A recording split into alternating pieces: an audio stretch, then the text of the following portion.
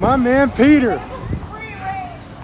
What's up, brother? How you doing? How you doing? Good to see you. Good to see you. You came out. All right. Well, I mean, it's my neighborhood. It's my street. Yeah, man. So, yeah. Ladies and gentlemen, Peter Scherneff. Good afternoon. There you go.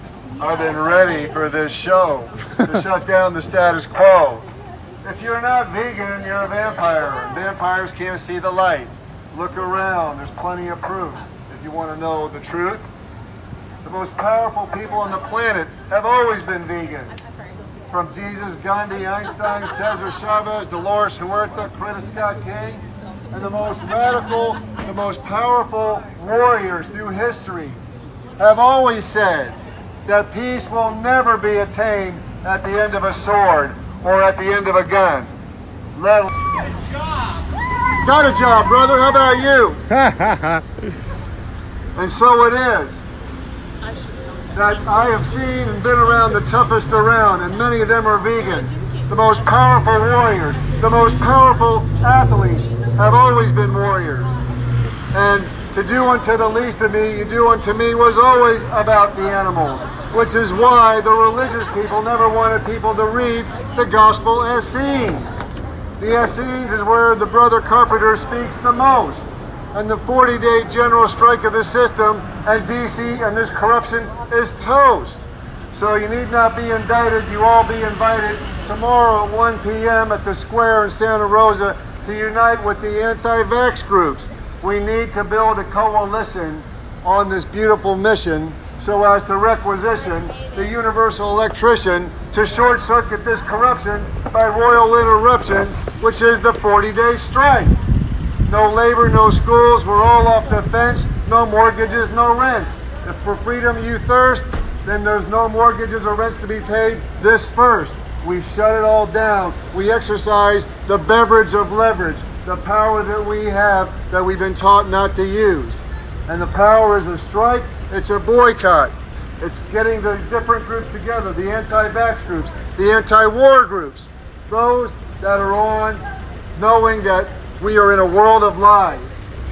And we're tired of these lies, and they are maintained more than anything else by the two most subsidized industries in this country. The two industries of the blood flow, the industry of oil, the blood of the earth, and the industry of the slaughterhouse.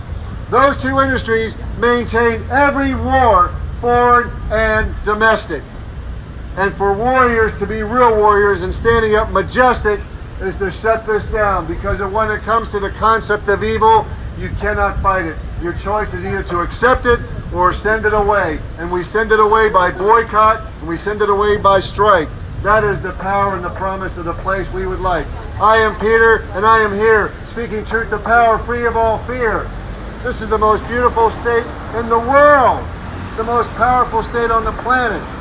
All the activists united, standing toe-to-toe together upon granite.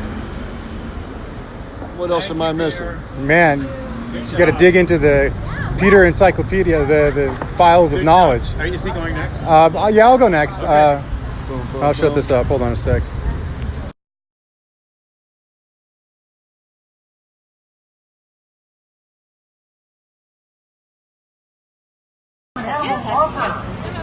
My dog, who passed last year, still miss her, still cry for her. Now, why would I want some other animal to die when they don't have to? Why would I want another animal to experience pain and suffering when they don't have to? If we love our animals, we love our animal companions, we will live in an ethical way that does not contradict that. We will not inflict suffering and harm on other animals unnecessarily. This is 2019. We have plenty of other alternatives that are much healthier and better for the environment.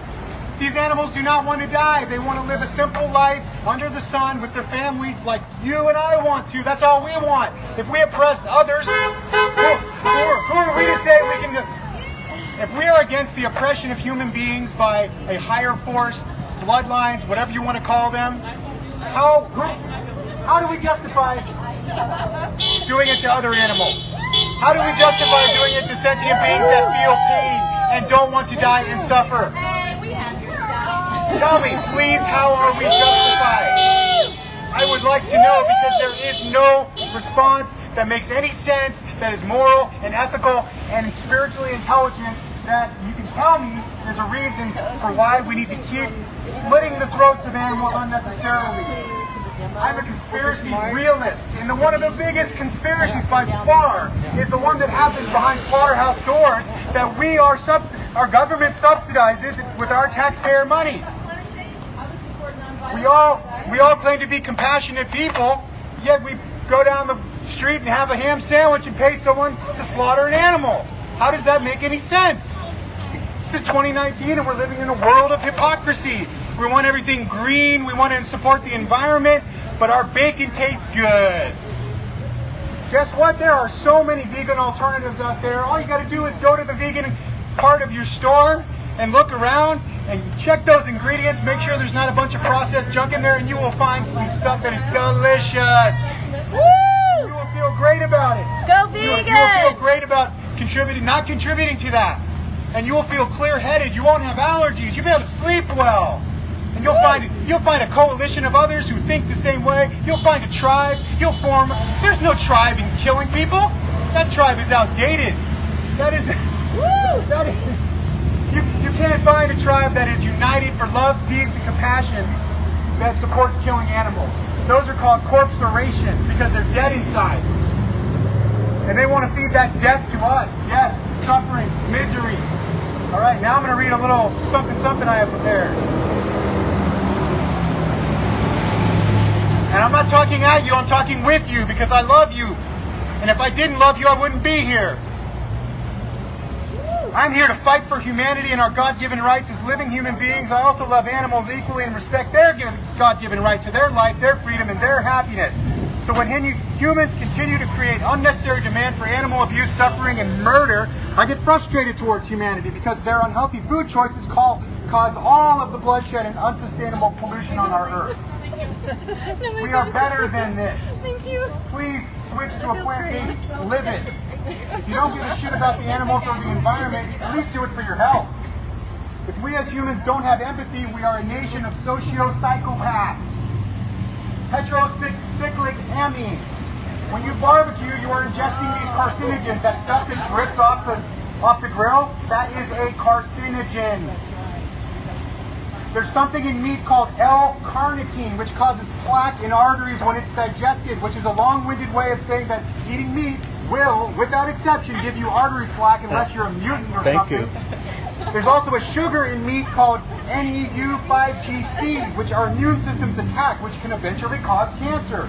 If your body fights something and produces inflammation, it's probably very bad for you. Meat and dairy produce mucus, acidity, and inflammation. Anytime you are buying an animal product, I don't care what it says on it, whether it's free range or organic or any other marketing label, that is just for you. Yep. That does not help the animals in any way, shape, or form. If you care about animals, you will stop eating them. Their products are not healthy for you. They're not healthy for your children.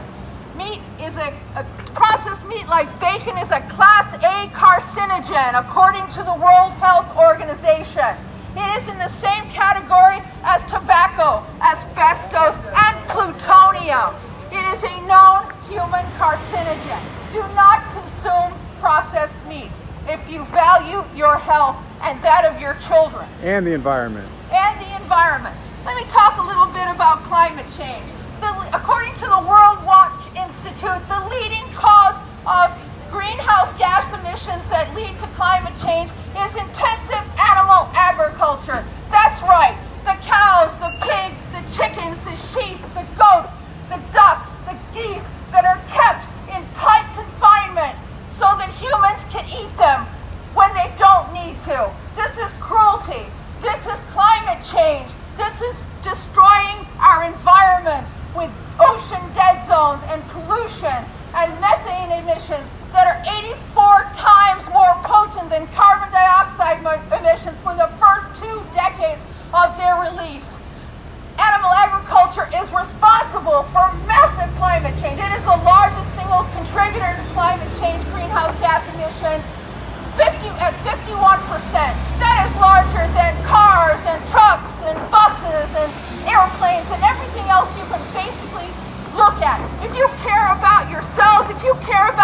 future